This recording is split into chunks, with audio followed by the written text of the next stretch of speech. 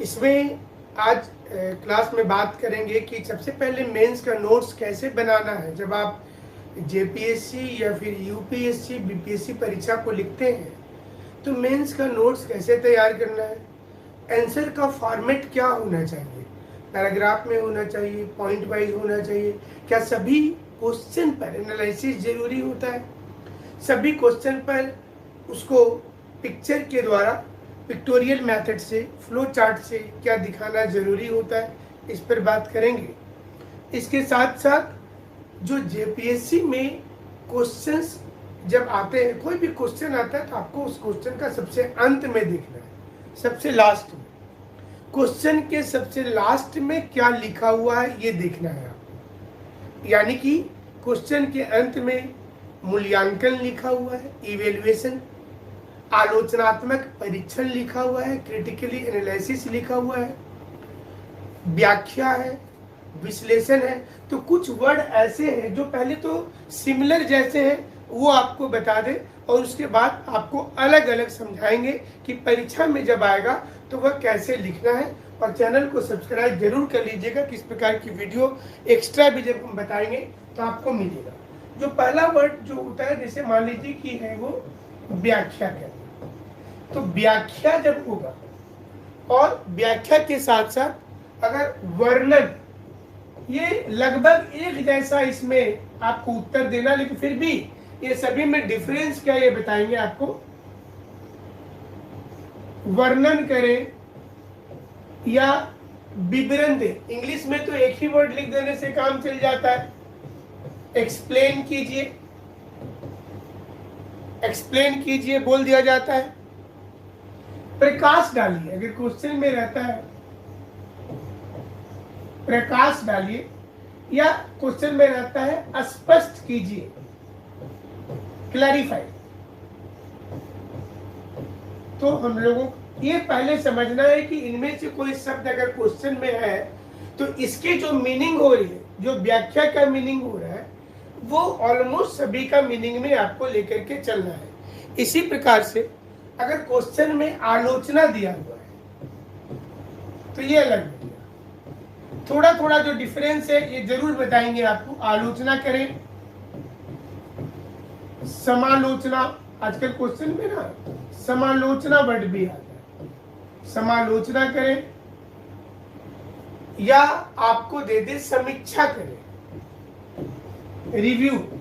Question में जब आएगा रिव्यू कीजिए, तो रिव्यू करने में आपको बेसिकली करना क्या है, या फिर जो क्रिटिसिज्म, जब क्रिटिसिज्म होता है तो इसमें क्या करना है, ये क्रिटिकली एनालाइज जब होता है, क्रिटिकली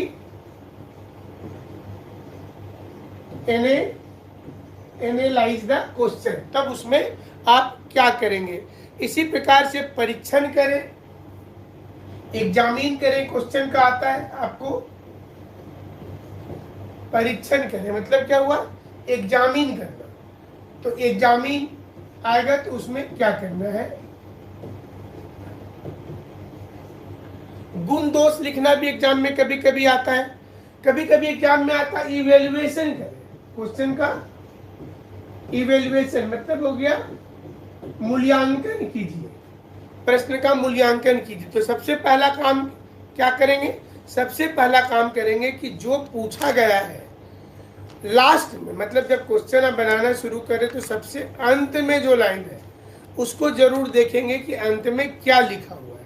तो चलिए व्याख्या से शुरू करते हैं। अंत में अगर लिखा हुआ है व्याख्या करें। मान लीजिए कि गांधी जी हमेशा जितने आंदोलन को शुरू करते थे बाद में उसे वापस ले लेते थे, फिर भी उनकी लोकप्रियता बरकरार थी।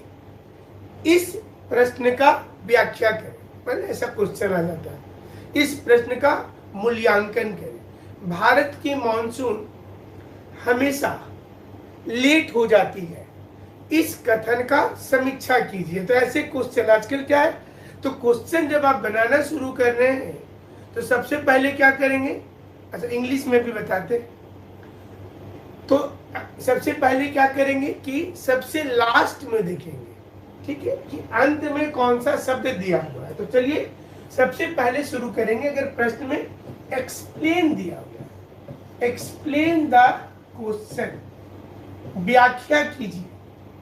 कोई प्रश्न दिया हुआ है और उसका व्याख्या कीजिए, तो इसमें आपको करना क्या है। जैसे मान लीजिए कि एक लाइन है, सिद्धि हेतु स्वामी गए यह गौरव की बात, पर चोरी चोरी गए यही बड़ी व्याघा। इस प्रश्न का व्याख्या करें। जब व्याख्या करने के लिए आता है, क्वेश्चन एक्सप्लेन करने के लिए आता है, तो कोई एक लाइन अक्सर दिया जाता है, या तो छोटा होगा या बड़ा होगा। व्याख्या दो प्रकार का होता है। तो कोई व्याख्या का मतलब क्या होता है, if the meaning, if the meaning of the question, meaning of the question is hard,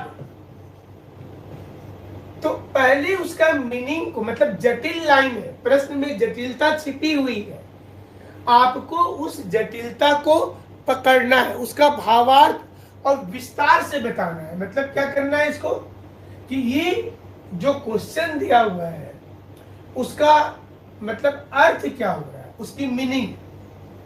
तो मीनिंग और उसको आपको उसके स्ट्रक्चर को विस्तार पूर्वक, मतलब इसको थोड़ा सा लेंथ बनाते हुए लिखेंगे। ये ध्यान रखना है आपको।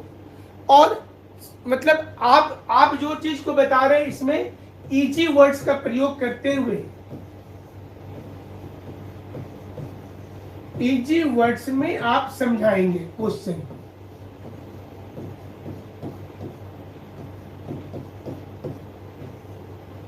आप इजी वर्ड्स में समझाएंगे क्वेश्चन को, तो इसमें अपना दृष्टिकोण, जिसको आप बोल सकते हैं संस्कृत की भाषा में टीका टिप्पणी करना बोलते हैं, तो आपका व्यू है ना, योर व्यू।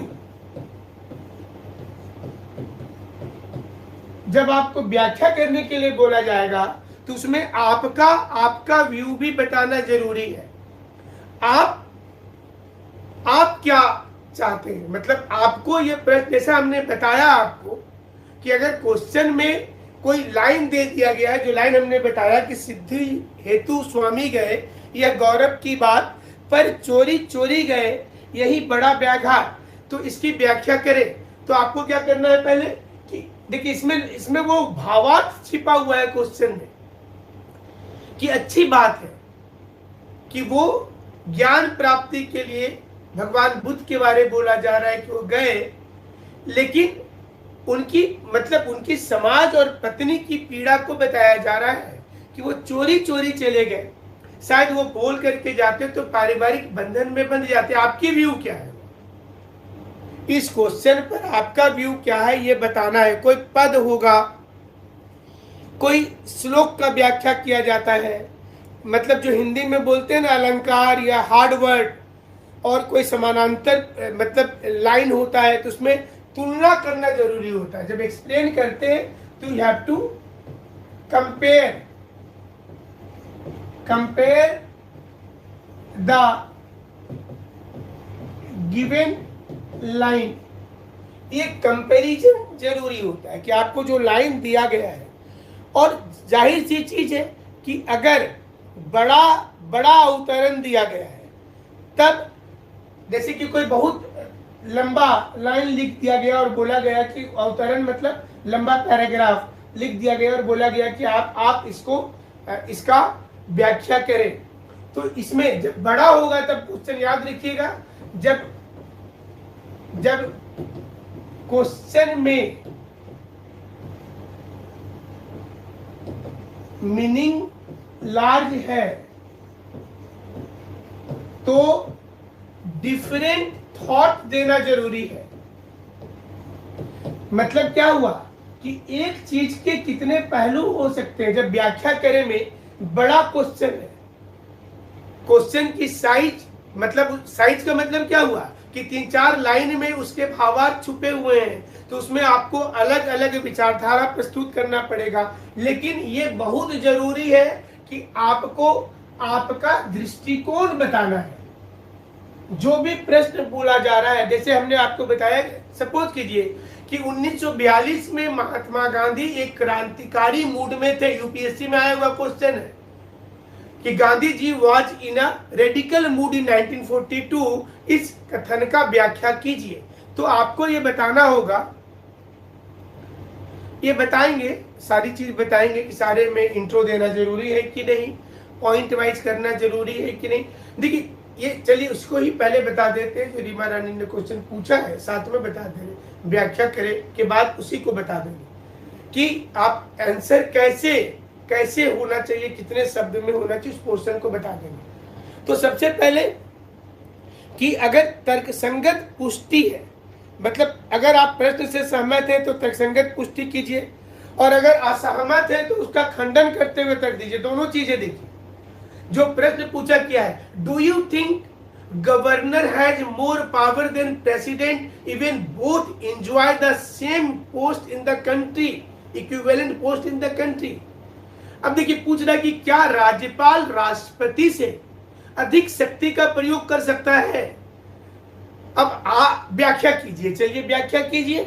तो इसमें अगर आप इससे, इस लाइन से जो यूपीएससी जेपीएससी ने लाइन लिख करके दिया, उससे अगर आप संतुष्ट हो रहे हैं तो उस संतुष्टि का कारण बताना है। अगर आप खंडन कर रहे हैं तो खंडन का कारण बताना है। इसमें ये इंपॉर्टेंट होता है। लेकिन आमतौर पर जो प्रश्न पूछा गया है उसमें आपकी संतुष्टि जरूरी होती है। So do you think governor enjoy more power than president. तो आपको ऐसे प्रश्न पूछे जाते हैं तो इसमें हाँ का शब्द छुपा रहता है। आप इसको जब खंडन करके आंसर लिखिएगा तो उसका इरिलेवेंट आंसर चला जाएगा। तो गवर्नर कहां कहां पर ज्यादा एंजॉय कर सकता है, ये आपको संवैधानिक ज्ञान होना चाहिए। Do you think Indian democracy is going to be paralysed.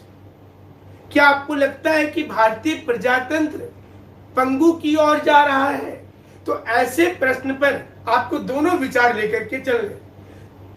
अगर आप ना बोलते हैं तो तर्क संगत उत्तर दीजिए, क्यों, और अगर आप हाँ बोलते हैं तो तर्क संगत उत्तर दीजिए। तो ये व्याख्या करे में बहुत इंपॉर्टेंट होता है कि आपको गुण दोष करते समय समीक्षा थोड़ी सी कर देना चाहिए। अगर प्रश्न से आप सहमत होते हैं तब अनेक विचारों का समावेश भी कर सकते हैं। और ऐसे क्वेश्चन पर जल्दी किसी ऑथर का नाम नहीं लिखना है।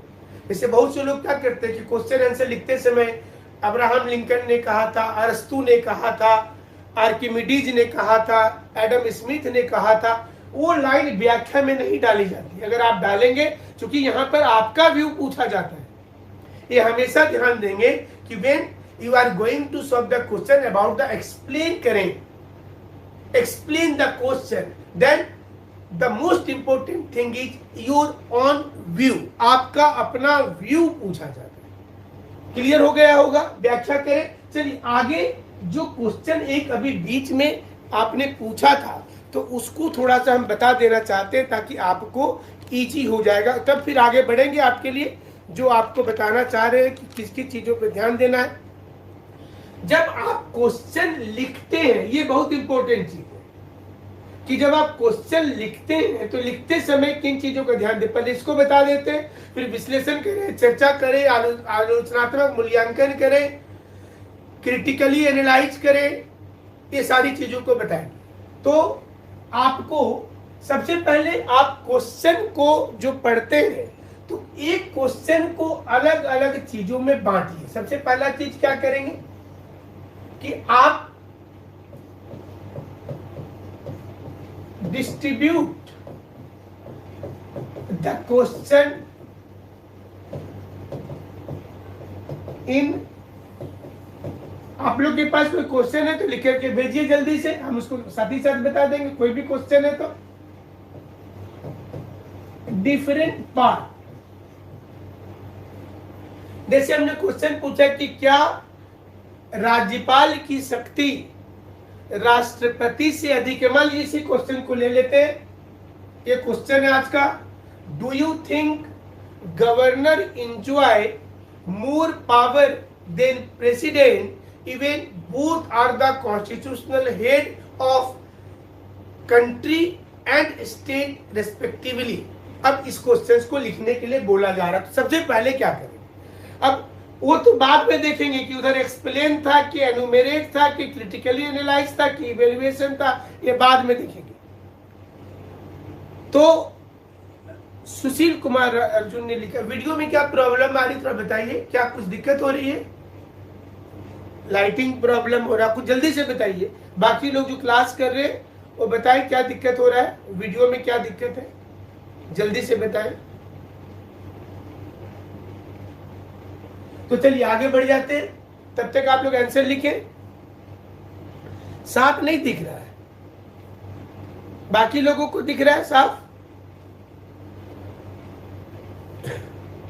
मिथिलेश सिंह लिखते हैं, ठीक है। और लोग जल्दी से आंसर करें, क्विक, क्योंकि टाइम इसमें ज्यादा जाना नहीं चाहिए। क्लियर है? रीमा रानी लिख रही है क्लियर है, सुजाता राय लिख रही है ठीक है, बलराम साहू क्लियर है, सुनील कुमार ठीक है, विवेक चंदन क्लियर नहीं है लिख रहे, मुकुल ठीक है, प्रियंका ठीक है, परमानंद ठीक है, दीपाली क्लियर है। तो मतलब इतने लोगों में से काफी लोग क्लास में जुड़े हुए हैं और ज्यादा लोगों का बोलना है ठीक है, तो अभी ठीक ही मान करके चलते हैं। एक दो लोगों का प्रॉब्लम हो रहा है, थोड़ा मतलब नजदीक कर दे कैमरा को, ये तो किया ही जा सकता है। लीजिए हो गया, और नजदीक कर दे रहे अभी ठीक है।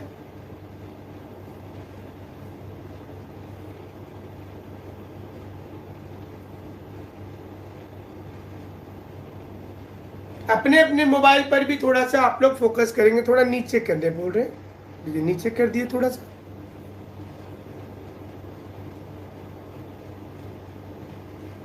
ठीक है ना?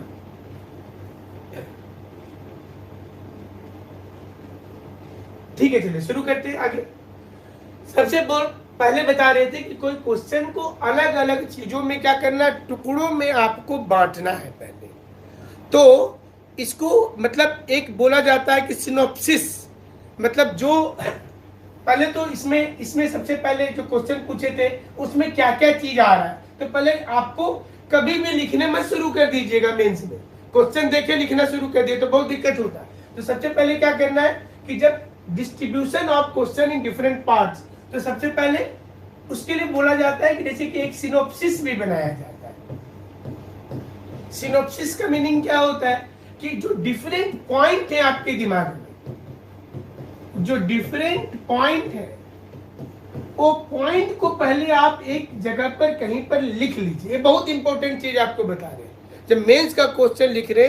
और इसके बाद तीसरा चीज होता है कि आप जैसे कहीं जाते हैं पार्टी में, तो सज सवर के क्यों जाते हैं बताइए?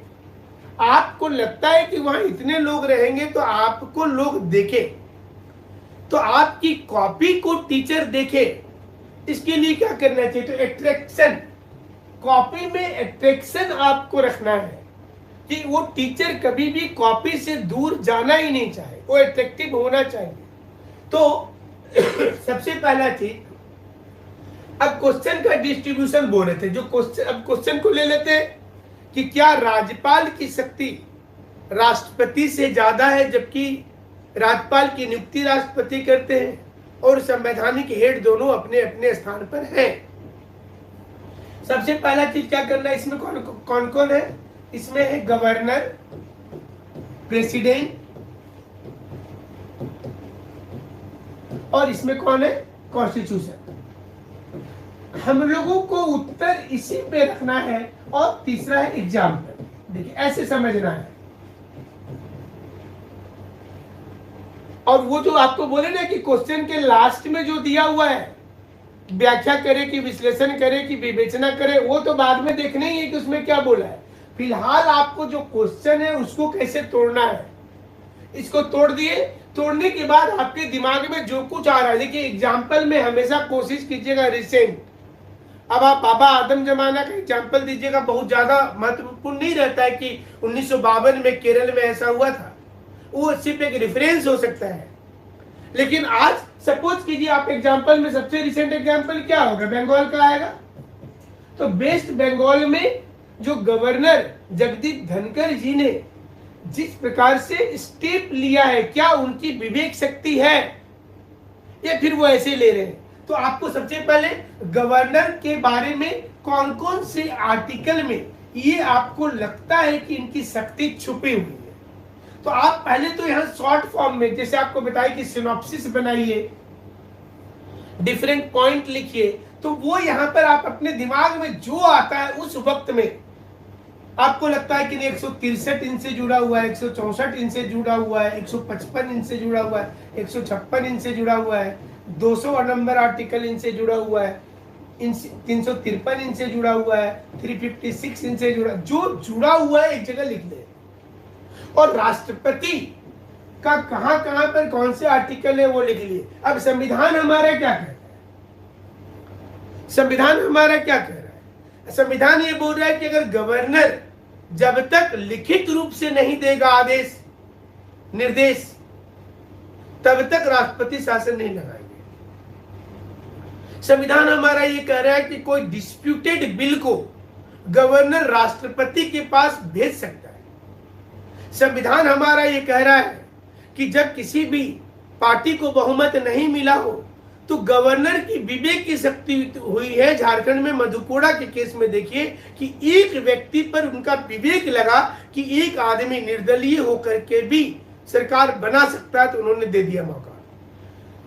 अब ये जब आप ये आपको बताए, पहले पॉइंट को लिख लेना है, 2 मिनट लगेगा। कभी हड़बड़ा करके क्वेश्चन लिखना शुरू मत करिएगा, कभी नहीं।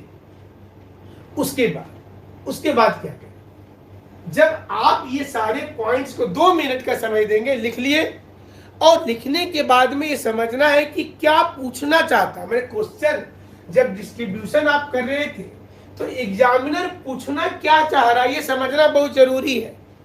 अगर आप वो नहीं समझेंगे तब तो बहुत ज्यादा दिक्कत हो जाएगा। कितना तार्किक प्रश्न है, और सभी लाइन, जैसे इस लाइन में गवर्नर और राष्ट्रपति दोनों इंटर रिलेटेड है, तो जब इंटर रिलेटेड क्वेश्चन हो जाता है तो दोनों का तुलना करना जरूरी हो जाता है।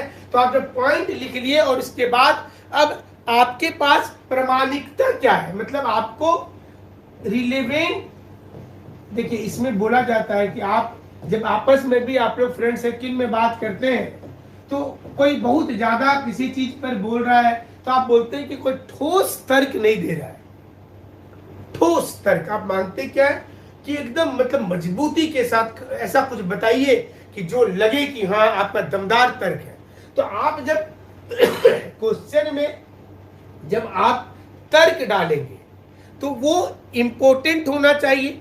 और जो दूसरा चीज ध्यान रखना है क्वेश्चन लिखते समय, शब्द सीमा का, जो शब्द सीमा आपका है ये 20% तक वेरीज करेगा तो कोई बहुत बड़ा दिक्कत नहीं होता है। एग्जामिनर कभी भी शब्द को गिनता नहीं है बैठ करके, लेकिन साइकोलॉजी उसके पास इतनी स्ट्रांग है कि कॉपी को देख करके समझ जाता है कि कितना वर्ड होगा। बात को समझिए, अगर जेपीएससी मेंस लिख रहे और कहीं पर दिया हुआ है कि 200 वर्ड्स में आप लिखें, तो अगर आप 220 वर्ड लिखते हैं तो कोई दिक्कत नहीं है, 190 भी लिखते हैं तो दिक्कत नहीं है। और अगर 40 नंबर वाला क्वेश्चन को लिख रहे हैं तो कम से कम 700-800 वर्ड आपको लेकर के जाना है। क्यों, अगर उससे ज्यादा लेके जाइएगा तो आपका कोई क्वेश्चन छूट जाएगा, ये भी ध्यान दीजिएगा। अगर आप 1200 वर्ड में लिख दे रहे किसी का आंसर तो आप में मत सोचिएगा ज्यादा नंबर आएगा, वो नुकसान हो जाता है। क्योंकि अब क्या है कि कम शब्दों में आपको बताना, तो 20% का एरर चलता है, ये ध्यान रखिएगा। और प्रश्न की प्रकृति पर, कैसा प्रकृति, मैंने पैराग्राफ वाइज लिखेंगे कि जैसे पॉइंट वाइज लिखेंगे। क्वेश्चन दिया है कि भारतीय राष्ट्रीय आंदोलन में महिलाओं की भूमिका को बताइए। अब ऐसा क्वेश्चन दे दिया तो अगर ये पेज तुमने वर्ड्स हम बता दे रहे, आपका एक पेज में कितना वर्ड आता होगा आप लोग देख लीजिए। तो तो महिलाओं के द्वारा की गई प्रमुख क्रांति को बताइए। और अगर ये बोला गया है तो आपको क्या करना है कि क्वेश्चन में जब तक बहुत बड़ा लेंदी क्वेश्चन नहीं है तो बहुत बड़ा इंट्रोडक्शन नहीं होना चाहिए। अगर 800 वर्ड में लिख रहे हैं तो इंट्रोडक्शन आप उस क्वेश्चन की 50 वर्ड में दे सकते हैं, लेकिन 250 शब्द का क्वेश्चन है तो मुश्किल से आपको 15-20 वर्ड में ही शुरुआत करके उसको इंड कर देना है, शुरुआती इंट्रोडक्शन को। ऐसे क्वेश्चन कि भारतीय राष्ट्रीय आंदोलन में महिलाओं की विभिन्न क्रांतियों को बताइए, इस क्वेश्चन का उत्तर आप पॉइंट वाइज दीजिए। मतलब आपको प्रश्न देख करके समझ में आ जाएगा कि what is the demand of the question. ये क्वेश्चन पूछना क्या चाह रहा है आपसे, आपको क्या करना चाहिए इसमें। और जब कंपैरिजन में क्वेश्चन पूछा गया है तो उसको पैराग्राफ वाइज लिखेंगे तो ज्यादा अच्छा होगा। व्हाइट पेपर रहता है कि रूलिंग पेपर रहता है। देखिए ये यूपीएससी में तो व्हाइट रहता है, जेपीएससी में शुरू वाली जो परीक्षाएं हुई थी उसमें व्हाइट था, लेकिन छठी वाली में रूल था। तो ये भी जेपीएससी के अगर आप कैंडिडेट हैं तो हमको तो लग रहा है कि अब उसके ऊपर उसकी ये जेपीएससी के विवेक पे छोड़ दीजिए, क्योंकि वो डिक्लेयर भी नहीं करता। और लास्ट टाइम जैसा हमने बताया था कि छठी में रूल था, उसके पहले वाले में जो क्वेश्चन आंसर था वो मतलब व्हाइट था, यूपीएससी में व्हाइट रहता है। तो चलिए आगे बढ़ते कि निबंध और विश्लेषण में अगर क्वेश्चन है कहीं पर ऐसे आपको लिखना है और विश्लेषण करने बोला गया तो उसमें फ्लो चार्ट नहीं बनाना। ये भी इंपॉर्टेंट है कि आप क्वेश्चन में फ्लो चार्ट कब बनाएंगे, जब क्वेश्चन निबंध के रूप में हो, आप एक थरोली ऐसे लिख रहे हैं या विश्लेषण करने के लिए बोला गया है, तो वैसे क्वेश्चन पर आपको फ्लो चार्ट सामान्य रूप से छोड़ देना चाहिए। कुछ लोग पूछते हैं कि सर क्या अंडरलाइन कर सकते हैं क्वेश्चन को, तो आप कर सकते हैं अंडरलाइन, और 2 कलर लेकर के चाहिए आप एग्जाम में, एक ब्लैक और एक ब्लू। और आप सारी चीजों को कभी अंडरलाइन लिमिट में होना चाहिए। जब आप अंडरलाइन करेंगे तो ये लिमिटेड होना चाहिए। अगर आप पूरे क्वेश्चन पर अंडरलाइन कर देते हैं तो इसका इंपोर्टेंस ही खत्म हो गया। तो हाईलाइट करना, आप अगर पूरे एक पेज में 2-3 जगह करेंगे तो वो ज्यादा अट्रैक्टिव होता है, लेकिन आप अगर 10 जगह करेंगे तो कोई देखेगा ही नहीं फिर। तो ये ध्यान रखिएगा कि आप अंडरलाइन सेकेंड कलर से 2 कलर यूज कर सकते हैं, तो उसको आप करेंगे। दूसरा क्या है कि आपके अगर हैंडराइटिंग अच्छी है, अगर आपकी हैंडराइटिंग अच्छी है तो इससे आपकी कॉपी में एक साइकोलॉजिकल बेनिफिट मिलेगा। अच्छी हैंडराइटिंग अच्छी योग्यता की निशानी है, महात्मा गांधी ने कहा था। आपको ये बहुत जरूरी है कि आप प्रैक्टिस कीजिए, क्योंकि अगर शुरू में कोई चीज अच्छा दिखता है तभी वो बिकता है। आप ऐसे समझ लीजिए, आप बाजार में कोई भी सामान खरीदने जाते हैं तो पहले पैकेजिंग देखते हैं कितना अच्छा है।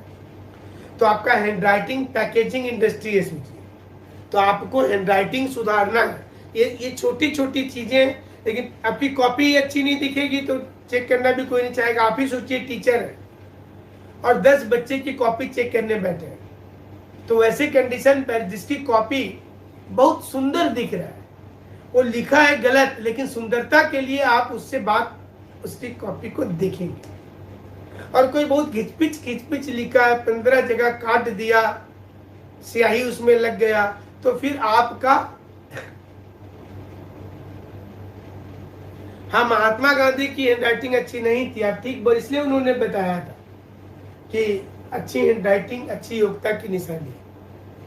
और आपको लाइन को आकर्षक छोड़ना है जहां पर जरूरत है, और ऐसा लय बनाना है। मतलब यहाँ पर एक चीज और इम्पोर्टेंट हो जाता है कि लय बनाना।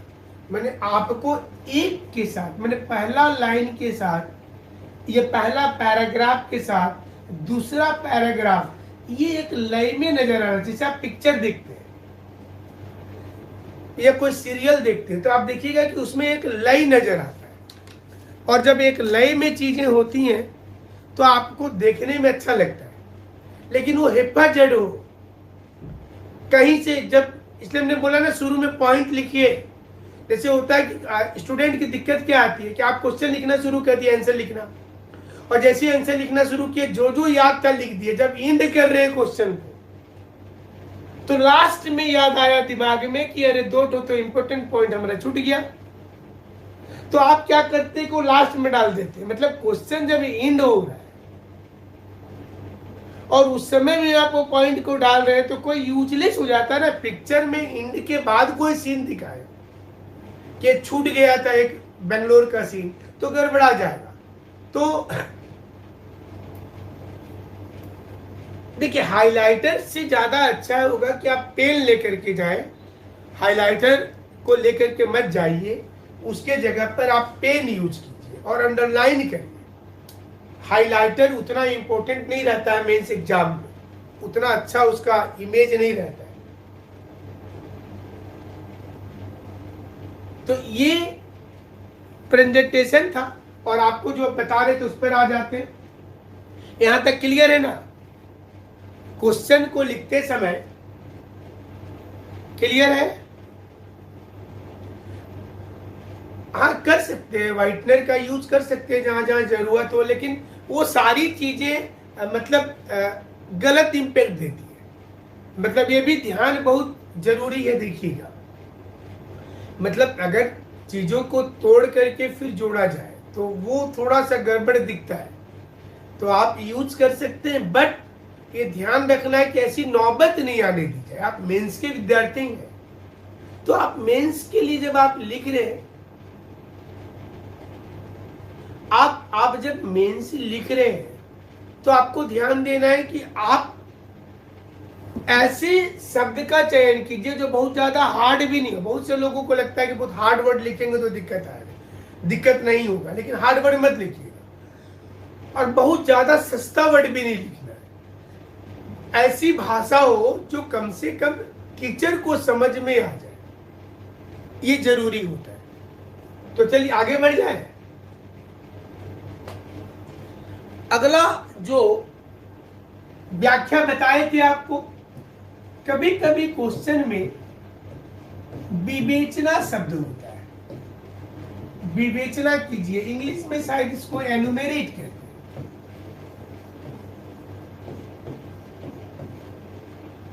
एनुमेरेट करें। कोई क्वेश्चन है तो पूछिए, किसी का क्वेश्चन लगता आ रहा था आप पूछ सकते हैं, या इसको बता लेंगे उसके बाद पूछिएगा, ये भी कर सकते हो। तो विवेचना करें, अगर एग्जाम में आता है कि क्वेश्चन का विवेचना कीजिए। स्वदेशी आंदोलन लॉर्ड कर्जन की गलतियों का परिणाम था, कथन की विवेचना करें। Swadeshi movement is the outcome of decision of Lord Curzon, enumerate the question. अब ऐसे आ गया क्वेश्चन, विवेचना करे बोल दिया।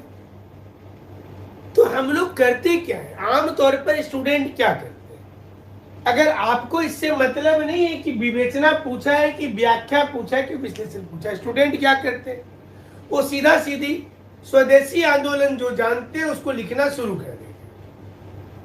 पहले बंगाल एक था, इतना तारीख को लॉर्ड कर्जन ने बोला, इतना अगस्त को आंदोलन शुरू हुआ, इतना तारीख को दोनों का बंटवारा हो गया, इस समय में अध्यक्ष कांग्रेस के ये थे, मुस्लिम लीग बन गया। हम लोग क्या करते हैं, फैक्चुअल नॉलेज वहां पर लिख करके आ जाते हैं। वो तो पूछा नहीं था ये तो क्वेश्चन में पूछा ही नहीं था। क्वेश्चन में तो पूछा है कि लॉर्ड कर्जन की गलतियों का परिणाम था। तो किसी विषय का जो विषय दिया गया है, इसका विवेचना में सभी पक्ष को जानना है।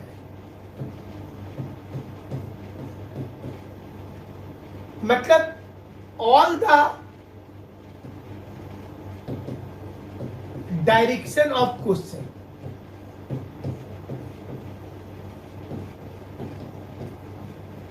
क्वेश्चन के जितने भी पक्ष दिए गए उसे जानिए और वास्तविकता को ध्यान में रखकर आपको सभी पक्ष को जानने के बाद रियलिटी चेक कीजिए। जब विवेचना रहे तो क्वेश्चन के सभी पक्ष को जानने के बाद उसकी दोनों चीज सत्य असत्य का विचार, मतलब आपको ये बताना है कि सही मतलब ट्रूथ वर्सेस अनट्रूथ, सत्य या असत्य का जो विचार है उसके बीच को बैलेंस करके उत्तर लिखना है। सही क्या है, गलत क्या है, आप सकारात्मक और नकारात्मक दोनों तथ्य को बताना है। ये जरूरी होता है। विवेचना में स्टेप बाय स्टेप चलेगी। अब कभी सिंपल लाइन देखिए आ जाता है कि डर के साये में प्रजातंत्र, डेमोक्रेटिक फेयरनेस। अब इतना आपको विवेचना करना है, इसी कथन का बोल दिया विवेचना करने के लिए। कोई एक छोटा सा लाइन लिख करके विवेचना कर दीजिए। आपको इसमें क्या करना है, पहले प्रजातंत्र के बारे में बताते हुए आज की रियलिटी क्या है ये बताना है। इसमें यह भी बताना है कि क्या प्रजातंत्र का हम लोगों ने मिसयूज किया है, प्रजातंत्र में कॉन्स्टिट्यूशन ने क्या कहा है और लोगों ने क्या समझा है, संविधान ने जो कहा है क्या लोगों ने उसको समझा है।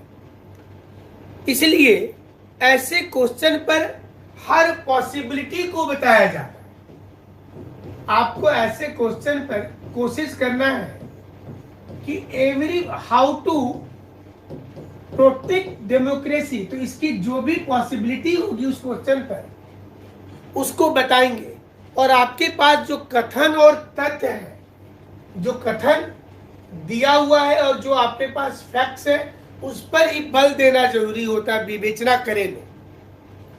इसलिए हमने शुरू में बताया था कि क्वेश्चन को तर्क वितर्क और अनुसंधान, मतलब आप अगर डेमोक्रेसी को बचाने की बात कर रहे हैं तो हाउ कैन यू प्रोटेक्ट। अगर आपको मौका दिया जाएगा तो आप सोचिए कि आप कैसे बचाइएगा ताकि पक्षपातपूर्ण निर्णय नहीं हो और सही डेमोक्रेसी हो, जो ट्रू डेमोक्रेसी जिसको बोला जाता है कि लोगों का मत हो।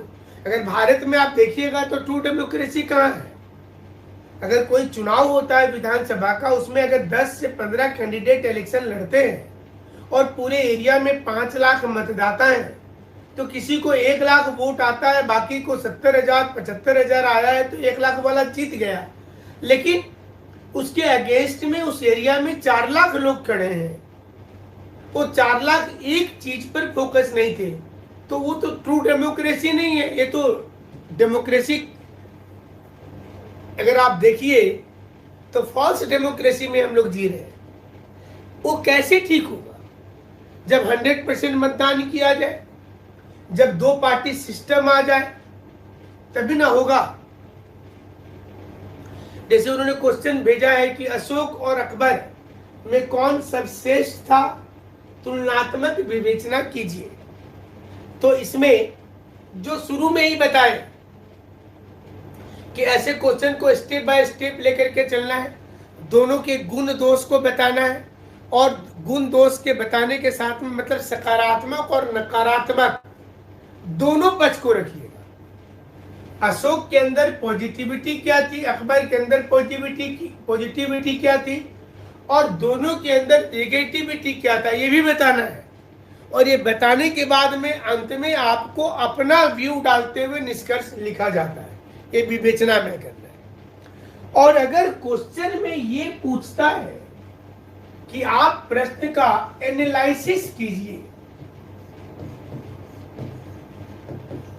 मतलब कि विश्लेषण करें,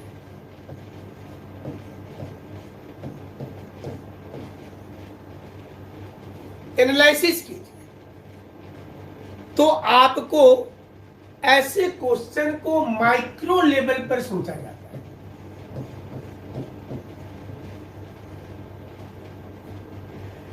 जैसे मान लीजिए कि dowry is a big problem, ऐसा बोल दिया। पॉवर्टी, सपोज कीजिए कि गरीबी को बोल दिया कि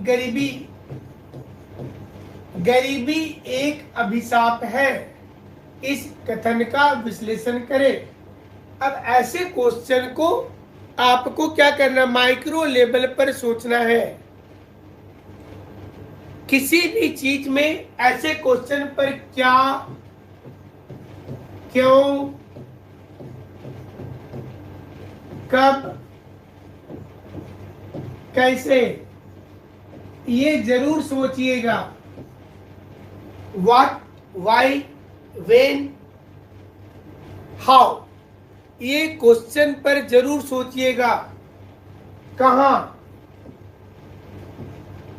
आप इस प्रश्न पर जब भी विश्लेषण दे तो इतने चीजों पर विचार करिएगा उस क्वेश्चन के बारे में। और इसके साथ साथ आपको छानबीन करना है, सोचना। जब एनालिसिस करते हैं ना, तो आप सोचिएगा कि आप सीआईडी वाले हैं, इस क्वेश्चन के लिए आप सीआईडी बन गए। माइक्रो लेवल पर, इसलिए हमने बोला माइक्रो लेवल पर गरीबी क्या है, क्या ये एक अभिशाप है, गरीबी का विश्लेषण करें। तो छानबीन करने का मतलब क्या होता है, जब छानबीन कीजिएगा तो वास्तविकता तक आप जाइएगा ना। शुरू करना है क्वेश्चन को, आप सावधान इंडिया सीरियल देखते हैं तो शुरू करना है क्वेश्चन को और फिर अंत में ओरिजिनलिटी तक लेकर के जाना है। इसलिए विश्लेषण में ये सारी चीजें पहले खोजिएगा। क्वेश्चन में विश्लेषण करें, अगर दिया है क्या, क्यों, कब, कैसे, कहां। गरीबी अगर हम लोग तय कर रहे हैं, गरीबी पर विश्लेषण कर रहे हैं, तो गरीबी क्या है, देखिए क्या है, क्यों है, कैसे शुरू हुआ, गरीबी में भारत में इफेक्ट किन चीजों का है, कंपैरेटिव गरीबी क्या है, एब्सोल्यूट गरीबी क्या है, और इसमें कितने लोग इफेक्टेड हैं, कैसे इसको दूर करेंगे। देखिए ओरिजिनलिटी तक जाएंगे ना लास्ट में।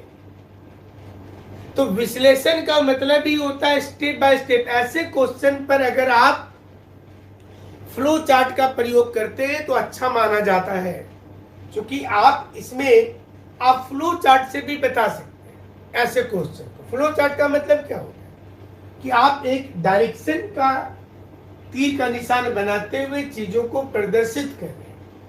लिखने के साथ साथ, लेखन शैली के साथ साथ एक फ्लो डायग्राम चार्ट से भी बताएंगे तो ये बेहतर माना जाता है। क्लियर है।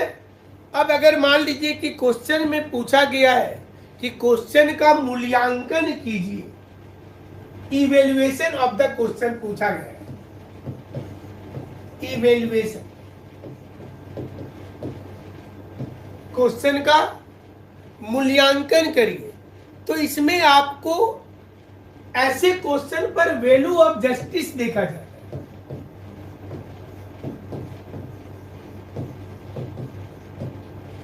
वैल्यू ऑफ जस्टिस मतलब आप कितना इंपॉर्टेंट दे रहे हैं। Subject is how much important, कितना महत्वपूर्ण विषय है। और साथ ही साथ कुछ सच्चाई है तभी आपको फैक्ट डालना है, इसमें फैक्ट्स की जरूरत नहीं है। जब मूल्यांकन करें बोला जा रहा है तो फैक्चुअल नहीं होना चाहिए, पहला ध्यान रखना है। और जैसे अभी बताया ना कि रिलेवेंट चीजें, सपोज कीजिए अगर ये क्वेश्चन देता है जैसे India should be the permanent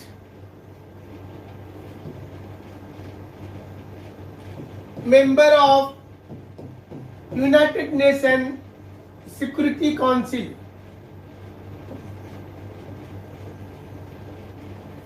इसका मूल्यांकन करें, एक क्वेश्चन पूछ रहा है। तो सब्जेक्ट कितना इंपॉर्टेंट है देखिए, और वैल्यू ऑफ जस्टिस इसमें देखना है कि हम क्यों, ये हमारे साथ न्याय होगा कि नहीं। एक क्वेश्चन पर हमारे साथ न्याय होना चाहिए। तो आप जब रिलेवेंट चीजों को उठाइएगा तो सच्चाई के लिए, मतलब आपको फैक्ट कब डालना है, तो यहां पर इस क्वेश्चन पर क्या करना है, fact is needed to support your point. आप जब भी यहां पर फैक्ट डालेंगे तो आपको अपने पॉइंट के समर्थन में ही डालना, ऐसे एक्स्ट्रा पॉइंट कोई फैक्ट डालना ही नहीं है। आपको अपने क्वेश्चन के समर्थन में ही पॉइंट डालना है। तो इस क्वेश्चन का वैल्यू ऑफ जस्टिस क्या बोलता है, तो जब वैल्यू ऑफ जस्टिस को चेक करेंगे तो आपके लिए ये इंपॉर्टेंट हो जाएगा। और सब्जेक्ट की रिलेवेंसी को चेक करते हुए आपको तर्क प्रस्तुत करना है। ऐसे क्वेश्चन आमतौर पर चाहिए के फॉर्म में ही होता है। मूल्यांकन करना है, इवेल्युएशन करना है, जिसे बोलते ना जांच करें। अगर जांच करे आ जाता, इसी क्वेश्चन पर इवेल्युएशन के जगह मान लीजिए लिखा रहता एग्जामिन करें, देखने में दोनों एक ही जैसा लग रहा है। अगर इसके जगह पर ये रहता कि क्वेश्चन का एग्जामिन करें, तो एग्जामिन में हमको क्या करना है, पहला था मूल्यांकन करें। अगर मूल्यांकन के क्वेश्चन पर ही लिख दिया जाता India should be the permanent member of United nation security council, examine the sentence, देखिए बदल दिया। मूल्यांकन करे भी बोला और अभी क्वेश्चन को एग्जामिन करे बोल दिया, तो इसमें उम्मीदवार, आप जो स्टूडेंट है उनका नजरिया इंपॉर्टेंट हो जाएगा और उसके विभिन्न आयाम को, मतलब इसमें क्या होता है कि आपको 3-4 प्रकार से इसके लाइन को समझाना है। जब आएगा ना एग्जामिन करें तो इसके 3-4 प्रकार से समझाना है इस क्वेश्चन को, कि अगर भारत को हम लोग परमानेंट सिक्योरिटी काउंसिल का सदस्य बना देते हैं तो क्या दूसरे देश भी इसके लिए आवेदन देना शुरू कर देंगे। पहला ये पक्ष को बताना है। दूसरा पक्ष बता रहा है कि क्या भारत बन जाएगा तो भारत के पड़ोसी राष्ट्र को क्या इससे कोई खतरा महसूस होगा, उसको समझाना है। तीसरा बताना है कि भारत के बन जाने के बाद क्या परमाणु युद्ध संभव हो जाएगा। चौथा बताना है कि क्या भारत का बनना बहुत जरूरी है इस समय। आपको 4-5 प्रकार से समझाना है। जब 4-5 प्रकार से समझाएंगे तो ये उसी क्वेश्चन का क्या हो गया, ये परीक्षण हो गया। जब मूल्यांकन कर रहे थे तो मूल्यांकन में क्या करना था कि सब्जेक्ट के इंपॉर्टेंस को समझते हुए हमारे साथ न्याय हो। इस क्वेश्चन में भारत के साथ न्याय हो सिर्फ उसको बताना था, लेकिन एग्जामिन करने में क्या करना था, हमको इसको 4-5 प्रकार से सामने लाना है, जिससे कि जैसे फ्रीडम स्ट्रगल में महिलाओं की भूमिका की जांच कीजिए। फ्रीडम स्ट्रगल में महिलाओं की भूमिका की जांच कीजिए, examine the role of women in the Indian struggle, Indian freedom struggle. ये आया हुआ भी क्वेश्चन है यूपीएससी में। तो आपको ऐसे क्वेश्चन पर जो हमने बताया कि अलग अलग पहलू को दर्शाते हुए आपको इसका उत्तर देना है। और क्वेश्चन आता है स्पष्टीकरण के लिए। क्वेश्चन को जब अगर पूछता है कि स्पष्ट कीजिए,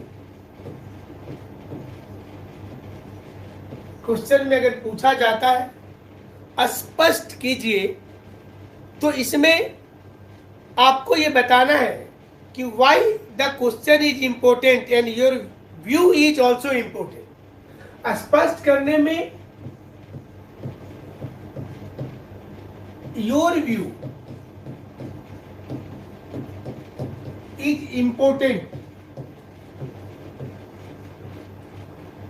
झारखंड में विकास राजनीतिक कारणों से नहीं हो पाया, इस कथन को स्पष्ट कीजिए। क्वेश्चन, झारखंड में विकास राजनीतिक कारणों से नहीं हो पाया, इस कथन को स्पष्ट कीजिए। Jharkhand will not get development only due to its political states and circumstances. Clarify the sentence.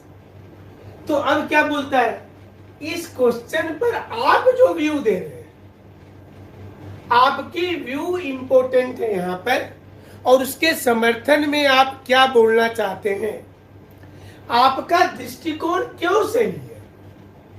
अगर आपसे कोई सिंपली पूछा कि झारखंड का विकास नहीं हो पाया क्यों, सिंपल सोचिए, अभी चलिए राजनीति भी हटा देते हैं, हम क्वेश्चन इतना रखते हैं कि झारखंड का विकास नहीं हो पाया क्यों। कोरोना के रोकथाम में सरकार विफल रही है, स्पष्ट कीजिए।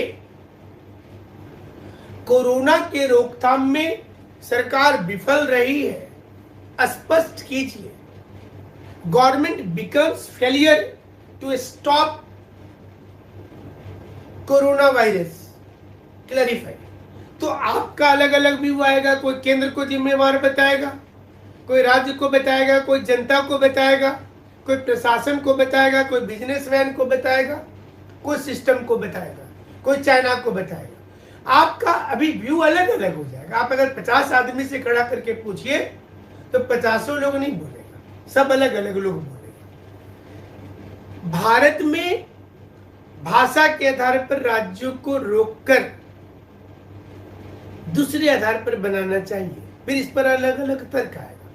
तो यहां पर बोला जा रहा है कि आप सभी कोई का तर्क है, सभी तर्क के बावजूद आपका तर्क ही महत्वपूर्ण क्यों है।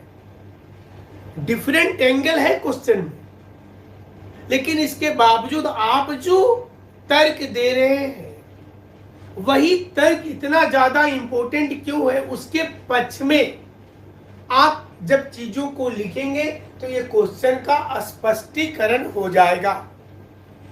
मतलब अलग अलग पहलू का मूल्यांकन कीजिए। स्पष्ट करने में क्या करना है, इसमें आपको जो अलग अलग जो हमने बताया ना कि कोरोना के फेलियर पर स्पष्टीकरण करें, तो जितने पहलू था वो सभी पहलू का मूल्यांकन कर लीजिए। तो मूल्यांकन करने में क्या करना है वो आप तो जान गए। स्पष्ट करने में अलग अलग पॉइंट का जब इवैल्यूएशन कर लीजिएगा तो आंसर आपका निकल जाएगा आसानी के साथ में। और जैसे कि जो आपका दृष्टिकोण क्यों सही है तो आपने बता दिया, और इसको बेटर करने के लिए कौन कौन से चैलेंज है जब स्पष्ट करने में आप बताते हैं तो चैलेंजेस भी बताना है। तो जैसे हमने बोला ना कोरोना के फेलियरनेस क्यों हुआ, तो इसमें चैलेंज भी बताना है कि ये सारे चैलेंज है, ये चैलेंज के चलते फेलियर हो रहा है। आपका दृष्टिकोण तो रखना ही है और उसी पर फोकस रहना है। घूम फिर करके आपका दृष्टिकोण पर आपको आ जाना है, लेकिन चुनौती और बाधा क्या है इसको भी बताना बहुत जरूरी है। तब जाकर के होगा कि अगर आप जब तक चुनौती नहीं देंगे, महिला का क्वेश्चन हो चाहे दूसरा हो तो दिक्कत रहेगा। और अगर क्वेश्चन आता है डिस्कस कीजिए, चर्चा करें, प्रश्न में लिखा हुआ है चर्चा करें, तो ये एक प्रकार का बहस है।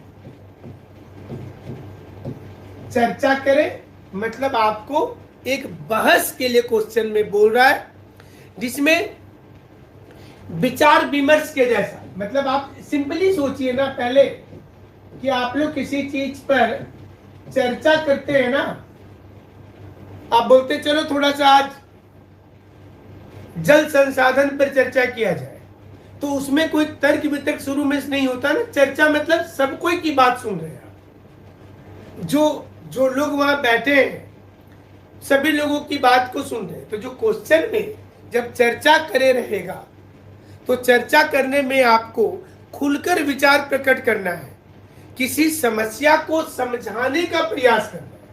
मैंने प्रॉब्लम को समझाना है। आप इसमें हर चीज को बता सकते हैं जो आपको लगता है कि फैक्ट्स भी बताना चाहिए, या कुछ संबंध एक दूसरे के बीच में बताने का कोशिश करते हैं कि ऐसा क्यों हो रहा, जो दिख रहा है वो नहीं है, ये कुछ और। अब चर्चा करने में बोलते हैं ना कि आजकल ऐसा दिख रहा है, तो आप इसमें कुछ गूढ़ चीज भी बताते हैं कि नहीं, ये एक्चुअली में ये वाली प्रॉब्लम ये है। बंगाल में हिंसा जो हो रही है और जो टीवी चैनल्स दिखा रहे हैं, तो आप क्या बोलते हैं, ये मैटर नहीं है कि बंगाल में सिर्फ हिंसा हो रहा है, ये मामला कुछ और है, वहां राष्ट्रपति शासन की ओर जा रहा है। देखिए, आप ऐसे चर्चा करें, जो दिख रहा है उसके पीछे भी कुछ छुपा हुआ होता है। तो जब चर्चा करे आता है प्रश्न में, तो जो दिखता है वो नहीं है, आपको समझना है कि उसमें कुछ चीजें हैं, वो चीज को पकड़ना है चर्चा करे में। इसलिए चर्चा जब की जाती है, चाहे गांव में या शहर में, तमाम एंगल पर बातचीत होता है, हर चीज पर होता है। तो ये भी आपको जानना जरूरी है कि जब चर्चा करे आएगा तो कोई विषय को विस्तार रूप से बताना, तथ्य के आधार पर खोज करना, आप इसमें जितना फैक्ट्स डाल सकते हैं, चर्चा करे में फैक्ट्स जरूरी हो जाते हैं। और जब आप एग्जाम में फैक्ट्स लिखेंगे तो बेटर आजकल माना जाता है कि आप योजना और कुरुक्षेत्र का अगर जिक्र कर दें, क्योंकि गवर्नमेंट की ही नॉर्म से या एनसीईआरटी रिसेंट में कोई चीज आपने पढ़ाई किया तो स्रोत बताइएगा जरूर, क्योंकि हो सकता है ना आप नया कोई डेटा लाए, वो झारखंड सरकार के बजट का डेटा है, भारत सरकार के बजट का डेटा है, लेकिन वो हो सकता है एग्जामिनर को भी नहीं पता, जरूरी नहीं है कि उनको पता होगा। तो अगर आप लिख देंगे कि स्रोत योजना 2021 सितंबर अक्टूबर, जो लिखना लिख दीजिए, 2022 जब परीक्षा हो रही है उस समय का योजना कुरुक्षेत्र। इसलिए मेंस के लिए योजना कुरुक्षेत्र जरूर से पढ़ लीजिएगा, उससे आपको एक तो फ्लो लिखने का तरीका पता चलेगा और डेटा बहुत ऑथेंटिक रहेगा। सारे लोग जो उसमें लिखते हैं वो रिसर्च स्कॉलर होते हैं, भारत सरकार की मैगजीन है, उसको ना बोलने का प्रश्न नहीं उठता। लेकिन आप कोई ऐसे किताब का नाम मत लिख दीजिएगा कि बिपिन चंद्रा में पढ़े थे, शर्मा एंड बताल में पढ़े थे, गोपाल सिंह में पढ़े थे, रोमिला थापड़ में, वो गलत चला जाएगा। आपको जब डेटा लिखना है तो सरकार की मैगजीन्स की लिखी जाती है, आप उसमें कोई प्राइवेट मैगजीन का नाम लिख दीजिएगा तो गड़बड़ हो जाएगा। इसलिए हमेशा ध्यान रखिएगा, ना ही कोई एक न्यूज़पेपर का नाम लिखिएगा। हो सकता है ना, देखिए आजकल न्यूज़पेपर भी किसी न किसी पॉलिटिकल पार्टी के सपोर्ट में खड़ा है, तो जो कॉपी चेक करने वाला है उस सब इतना तो लेवल में चला गया है कि उसको पता है कि the Hindu newspaper, times of India, economic times और भी दुनिया भर के हैं, वो किसको फेवर करते हैं किसको नहीं करते। तो आप इसलिए स्रोत में किताब का उस पेपर का नाम मत लिखिए। हाँ, भारत सरकार के कोई साइट है आप उसका नाम लिख सकते हैं, अगर उसका नाम लिखेंगे तो दिक्कत नहीं होगा। तो ये चर्चा करे में जैसा आपको बताया कि विषय का विस्तृत ज्ञान, तथ्य के आधार पर आपको खोजना है, सभी संबंध का विचार पूर्वक चिंतन करना है और किसी समस्या को समझाने के लिए खुलकर विचार प्रकट करना है, प्रयास करना है इसको। और अलग अलग लोगों के बीच में जो चीजें हो सकती हैं, विचार विमर्श जब चर्चा करे होता, चर्चा करे तो परीक्षा में तो आप अकेले कर रहे हैं, उसमें तो कोई ग्रुप बैठा नहीं है, लेकिन चर्चा करे में इस पर कौन कौन सी चर्चाएं हो सकती है। बंगाल जा रहा है राष्ट्रपति शासन की ओर, चर्चा कीजिए, तो आप कैसे करेंगे, ममता बनर्जी के रोल को भी बताएंगे, आपको जो अलग अलग कम्युनिटी के ऊपर में चर्चा करना है वो भी बताएंगे, प्रॉब्लम क्यों आ रहा है ये बताएंगे, क्योंकि वो तीनों एंगल को आपको उसी वक्त में 3-4 कैरेक्टर में चला जाना है, तो चर्चा करे आपका हो जाएगा। अब 2 क्वेश्चन को मिलाकर के जब पूछा जाता है, अगर ऐसा पूछा जाता है कि समालोचना कीजिए या आलोचनात्मक चिंतन कीजिए, ऐसे जैसे आपको क्रिटिकली एनालाइज बोल दिया, तो यहां पर दो चीज पूछ दिया, एक तो आलोचना भी पूछ दिया और दूसरा एनालाइज भी पूछ दिया। क्रिटिकली एनालाइज द क्वेश्चन, ये दोनों को एक साथ पूछ दिया ना। आपको आलोचना भी करने बोल रहा है और आपको चिंतन भी करने बोल रहा है। तो जब ऐसी चीजों को समालोचना बोला जाता है, समान आलोचना। समालोचना का मतलब क्या होता है? समान आलोचना। तो आपको पक्षपातपूर्ण निर्णय इसमें नहीं लेना है, ये ध्यान रखना है।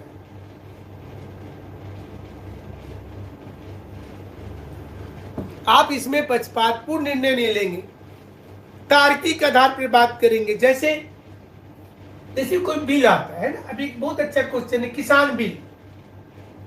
तो जो किसान बिल है, फार्मर बिल जो आया, अब इस क्वेश्चन का बोल दिया क्रिटिकली एनालाइज कीजिए। देखिए क्वेश्चन बन गया कि भारत सरकार के द्वारा हाल में पारित किया गया किसान बिल पर आलोचनात्मक परीक्षण करें या समालोचनात्मक व्याख्या करें, जो भी चीज दे दिया। व्याख्या बाद में आ रहा है, विश्लेषण बाद में आ रहा है, चिंतन बाद में आ रहा है, पहले क्या आ रहा है? आलोचना। तो इस क्वेश्चन पर पक्षपातपूर्ण रहित, मैंने हो सकता है कि आप बोलेंगे नहीं किसान गलत कर रहा है, हमारे प्रधानमंत्री ठीक है, ये आपके मन के अंदर तो हो ही सकता है ना। तो आदमी जब आर्गुमेंट करता है तो वो एक साइड में खड़ा रहता है। तो जैसे कोई बिल आता है तो इसका पक्ष क्या है और इस बिल का निगेटिव क्या है, आपको देखिए दोनों चीज करना है ना। इसमें आप दोनों चीज कीजिएगा तब तो समालोचना करेंगे। गांधी जी के व्यक्तित्व का समालोचनात्मक परीक्षण कीजिए। परीक्षण तो बाद में होगा ही, लेकिन गांधी जी के अंदर अच्छाई और बुराई, तो आपको आप बोलेंगे गांधी जी में बुराई नहीं था, तो आपको कुछ चीजें तो बतानी पड़ेगी ना वहां, कि गांधी जी जब राजनीति में आए तो वो जो पेशेंस की बात कर रहे थे वो डेवलप तो किए नहीं किसी के अंदर। कहीं पर उन्होंने स्वयं से अगर निर्णय दिया, उन्होंने ठीक लिखा, इक्वल वैल्यू देना है, आपको इक्वल वैल्यू देना, ठीक बताया। अच्छा, योजना कुरुक्षेत्र किताब ना, अब तो नेट का जमाना है सुजाता जी, उसमें देख लीजिएगा, मिल जाएगा, उससे देख लीजिए। मैंने आजकल तो किताब दुकान वाले, चूंकि देखिए हम इसको बता करके आपके क्वेश्चन का उत्तर देते हैं ना।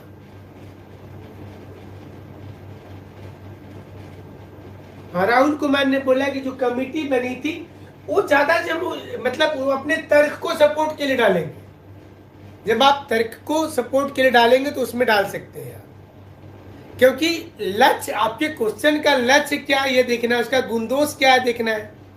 और सबसे बड़ा चीज ये कि समालोचना में लोक कल्याण और आदर्शवाद क्या छिपा हुआ, ये इंपॉर्टेंट है क्वेश्चन का। आप जो क्वेश्चन कर रहे, लेकर के चल रहे, इसमें ज्यादा निगेटिव नहीं रहना है। What is the welfare concept hidden in the question, उसके अच्छाइयों में वेलफेयर कहां छुपा हुआ है। भारत सरकार की कोई योजना चलाई जा रही है, उसका समालोचनात्मक बोलना है, तो समालोचना में बताना है इसको, ये गलत है नहीं बोलना है, इसको करने में कठिनाई है, ये होने में कठिनाई है, लेकिन इसमें वेलफेयर कहां छुपा हुआ है वो उस क्वेश्चन से आपको निकाल लेना है एनालिसिस में हमेशा। अच्छा, बहुत लेट है आप राजकेश्वर जी, आपका सही में लेट है, 1 घंटा लेट है आप क्लास में।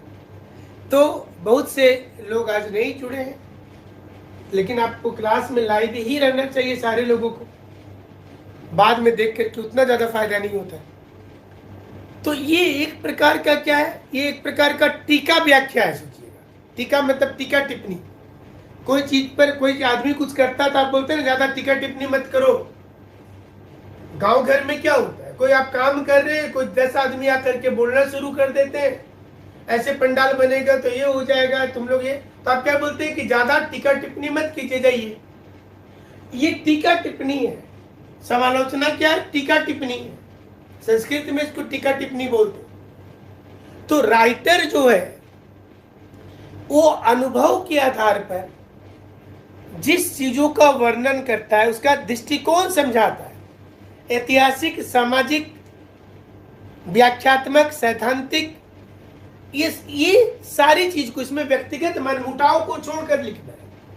ये हमेशा ध्यान दीजिएगा, जब आप समालोचना करते हैं तो गांधी जी के हम कितने बड़े भी विरोधी हो, सुभाष चंद्र बोस के कितने बड़े भी विरोधी हो, लेकिन आपकी व्यक्तिगत मनमुटाव को हटाकर उनकी अच्छाई को सामने लाना, उससे लाभ क्या हो रहा है ये समझना। इसलिए, और आजकल क्वेश्चन में ये बहुत ज्यादा देगा, समालोचना करना मतलब समान आलोचना करना, तो उसका पक्ष भी बताना है आपको। इसलिए आप सैद्धांतिक कुछ बताइए, उसमें निर्णय के लिए बताइए, व्याख्यात्मक बताइए, और प्रभावशाली आलोचना करें। आलोचना भी कीजिए तो प्रभावशाली कीजिए। और अगर क्वेश्चन में थोड़ा सा अंतर होता, अगर यही क्वेश्चन समीक्षा के लिए आता है तब रिव्यू करिए।